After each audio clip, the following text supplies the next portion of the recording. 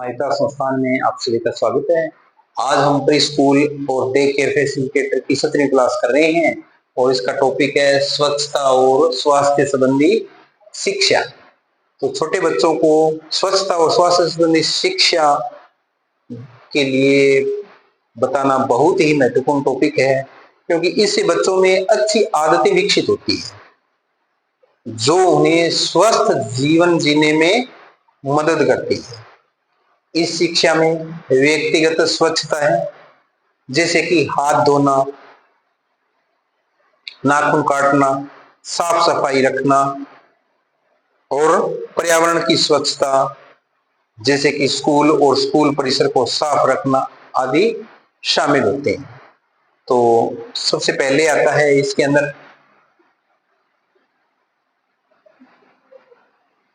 हाथ धोना।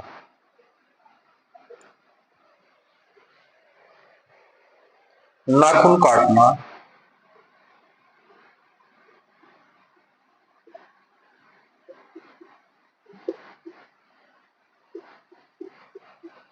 हाथ धोना, नाखून काटना और साफ सफाई रखना। साफ सफाई रखना।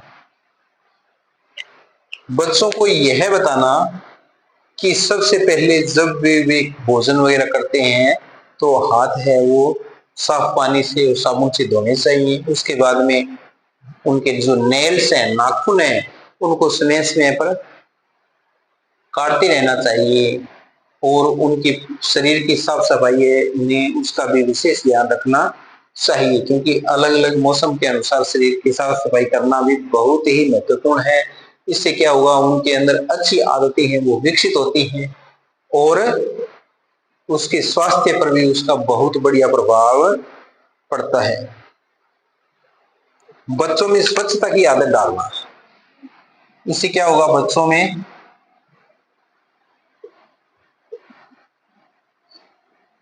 स्वच्छता की आदत डालना।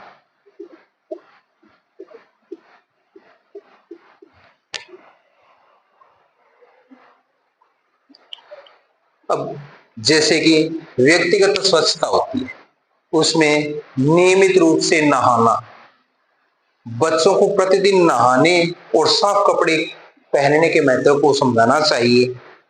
फिर जैसे कि हाथ धोना, यानी खाने से पहले और खाने के बाद में, शौचालय उपयोग करने के बाद और बाहर आने के बाद साबुन से हाथ धोने की आदत बच्चों में डालनी चाहिए।